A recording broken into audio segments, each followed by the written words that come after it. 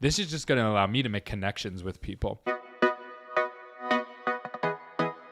Chris, I'm really excited to have you on. I was listening to your content yesterday, and I want to describe your business, and I want you to tell me how spot on I am, how off I am, in what areas I might have missed. So you help podcasters monetize their shows, no matter how big their audiences are.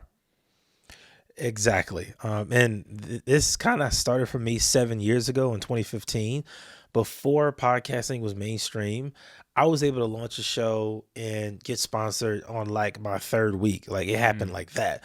And that's when I realized that, okay, this is possible. So I spent about 3 or 4 years working with podcasters one-on-one. Like 2 years, I just did free coaching. Like you just schedule a time on my calendar. So yeah, I work with podcasters on getting paid, no matter what your audience size is, because the truth is it doesn't matter how many people follow you or subscribe to you. All that matters is you can solve a problem. If you can do that, you can make money. Yeah, and what's interesting is that you're kind of approaching it from a different angle, because everybody else is like, hey, I'll help you get more views, or hey, I'll get you more reviews, or I'll get you, just more interaction around your podcast, and you're approaching it from the other side of the coin. Why? And I haven't seen. There might be other people out there approaching it that way. I haven't seen them. Why do you think that is? Why do you think everybody's approaching it from one side of the coin and you're coming from a totally different angle? Because it's funny. I tried it that way for about 2 years. So in 2019, I started that. Like, I'll help you grow your show, and we're going to work on your marketing, and let's get you more listeners and grow your subscribers. And I realized that people really don't care. That's just the truth. They don't. They don't care. They don't care how many listeners they have. They care about how much money they make. Now, what's funny is the people that work with me on monetizing, they automatically come right back for a personalized marketing plan. Because after you figure out how much money you can make, then you care about your listeners, because now you're like, well, I can make this much money, but I got to get these listeners that are going to help me make more money. So it seems backwards, but I just went in order of the priorities of my audience. Yeah. After talking to them, I've worked with thousands of podcasters. I'm literally going to PodFest tomorrow to speak a couple times during the weekend. Yeah, so it's like I've talked to thousands and thousands of podcasters over the past almost 10 years now.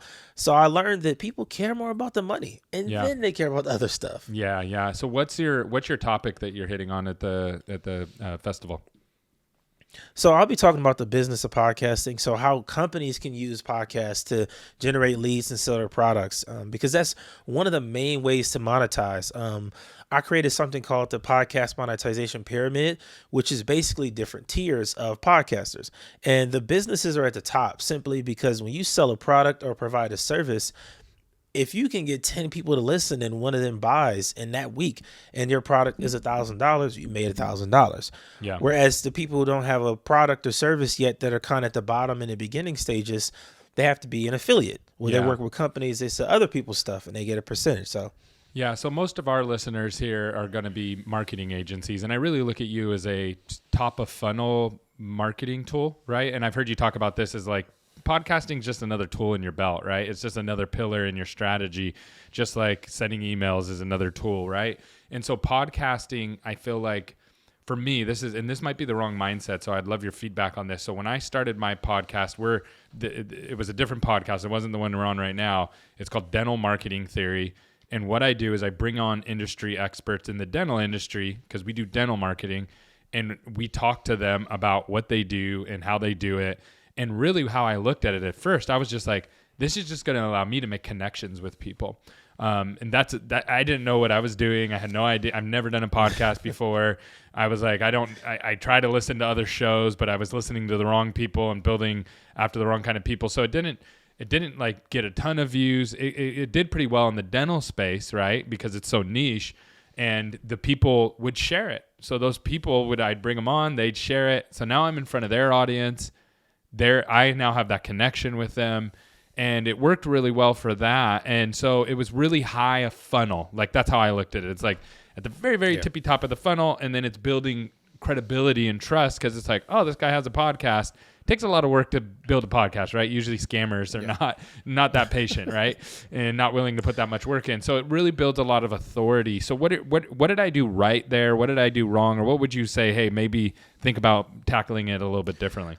I would honestly say that's a great approach. I know a guy who does this, and he interviews marketing agency owners Hmm. and has them on the show to talk about their strategies and their processes and stuff. And he helps those marketing agency owners get clients. Mm. And it's the perfect funnel for your business. If you interview your ideal clients, you're not only creating content to answer questions that your audience has, but you're also, like you said, making that connection. So that's one of the ways a business can use podcasting to be really profitable. So interviewing people is a great way to do it. And he even created this unique system, and it's a way you can get that guest after the show to schedule a call with you to talk about the actual business. Mm. It could seem pretty scammy, honestly, unless you let them know what it is Yeah, what before. you're doing. Yeah. Yeah, so making them aware of it before it even starts, that's like a foolproof way to protect yourself as a content creator. So you didn't really do much wrong there. I think that's smart, and being niche down for stuff like that is actually the only way you'll be successful.